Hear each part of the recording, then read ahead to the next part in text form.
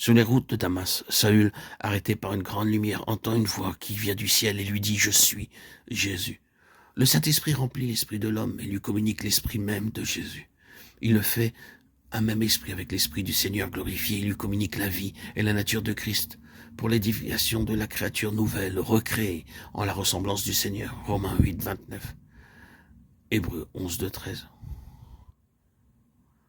Au lieu donc de regarder en soi-même pour y trouver un Christ intérieur, le chrétien se trouve alors comme élevé au-dessus des étroites limites de son être, par l'effusion, l'afflux de l'Esprit de Dieu en son esprit, jusqu'en cette sphère spirituelle où il découvre qu'il est un même esprit avec ceux qui, unis au chef, forment un seul corps pour la réception et l'épanchement de l'Esprit du Seigneur. 1 Corinthiens 12, 12, 27. Éphésiens 4, 15, 16, Colossiens 2, 18, 19.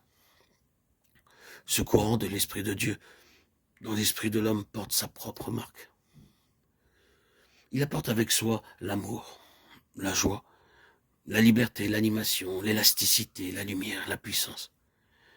Il révèle le Christ élevé au plus haut des cieux. Révélation qui communique une joie indicible et glorieuse et donne le sentiment d'une communion intime avec le Seigneur. Alors, le Seigneur semble tout proche, ce qui fait du moi en vous une puissance vivante. Et voilà le danger. Si le croyant ne comprend pas que tout ce qu'il ressent résulte de son union avec le Christ au ciel, résultats, effets qui ne dureront qu'autant qu'il reste dans l'attitude convenable, il se laissera aller à regarder en soi, ce qui permettra au mauvais esprit de contrefaire dans le domaine des sens, des émotions, l'action du Saint-Esprit dans l'esprit. Ces contrefaçons n'ont guère de répercussions sur la vie. Elles ne dépassent pas la circonférence, l'âme et le corps. Lorsqu'il y a vraiment baptême du Saint-Esprit et non pas sa contrefaçon, le croyant expérimente l'unité d'esprit avec les autres membres du corps de Christ. Il connaît la joie, la liberté d'expression, il est revêtu de puissance. Son témoignage a des résultats tangibles, durables dans la vie de ceux qui l'approchent. Il reçoit ce feu céleste qui anime, attise, embrase, fait étinceler l'esprit au service du Seigneur. Romains 12, 11.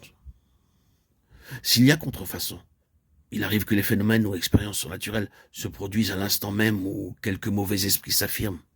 Amertume, orgueil, présomption, jalousie, division.